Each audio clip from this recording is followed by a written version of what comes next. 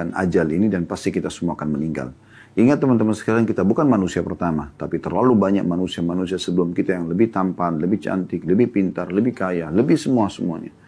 Dan Allah subhanahu wa ta'ala telah merenggut nyawa mereka. Bahkan para utusannya, yaitu para nabi-nabi dan rasul pun diwafatkan oleh Allah subhanahu wa ta'ala untuk kembali kepadanya. Dan akhirnya semua akan dipertanggungjawabkan di hadapannya.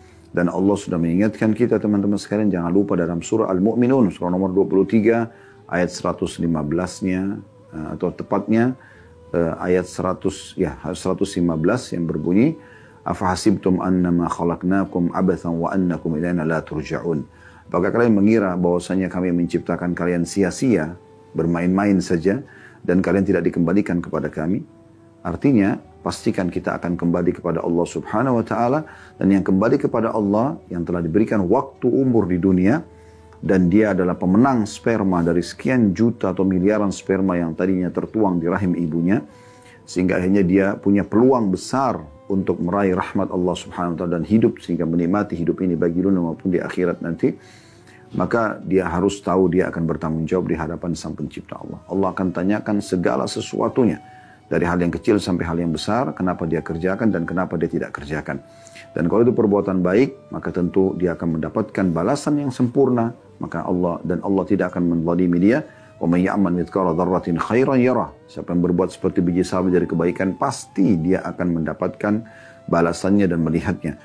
Dan siapapun yang berbuat keburukan, pasti sekecil apapun akan diminta pertanggungjawaban darinya dan diperlihatkan kepadanya. Wa may ya'mal mithqala dzarratin syarran yarah. Siapa yang berbuat seperti biji sawi dari keburukan, pasti akan diperlihatkan dan diminta pertanggungjawaban dari dia. Teman-teman sekalian,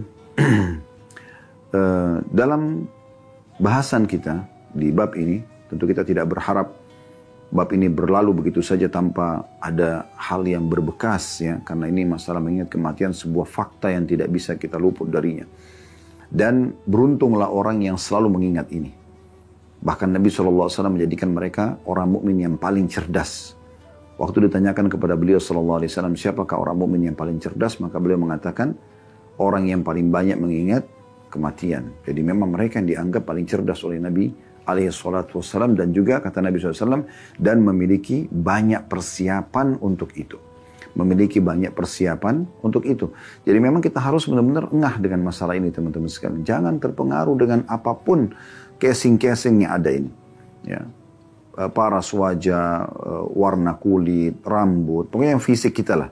Jangan juga terpengaruh dengan urusan dunia yang semua nanti hanya ditinggal begitu saja. Seperti misalnya kendaraan, hartalah, rumah, ya, pakaian, dan segala macam yang banyak orang bersaing di situ dan akhirnya membuat mereka lupa, lalai terhadap hari pulangnya kepada Sang Pencipta Allah.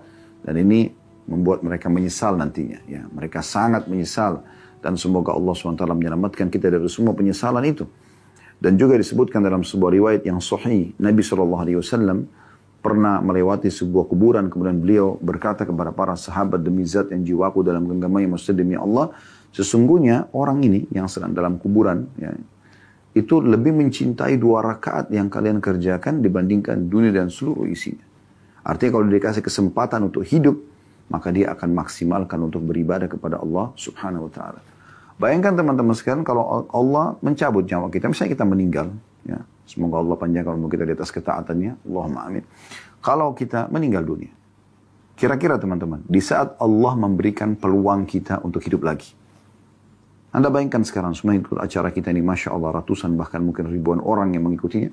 Coba Anda bayangkan teman-teman sekalian, di saat ini Anda meninggal dunia, wafat gitu.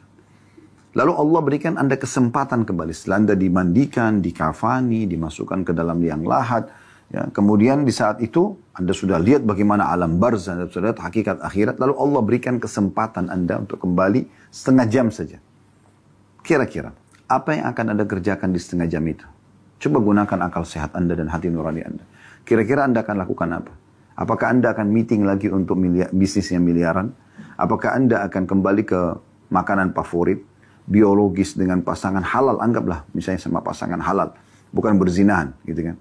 Atau Anda akan duduk bercengkrama dengan anak-anak, atau duduk jalan-jalan sama teman-teman. Semua itu Anda akan tepis pastinya. Berarti semua itu tidak Anda butuhkan sebenarnya. Cuma penyempurna saja, ya, pernak-perniknya kehidupan.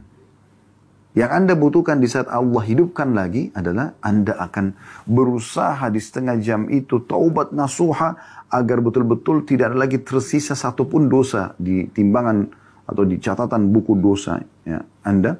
Dan Anda juga akan coba meminta maaf dan mengembalikan semua hak orang, dan Anda akan sedekahkan seluruh harta Anda. Anda akan sholat dengan khusyuk. Anda akan coba baca berapapun ayat Al-Quran Anda mampu. Anda akan coba berzikir kepada Allah. Semua itu yang sebenarnya ini banyak dilalaikan oleh orang.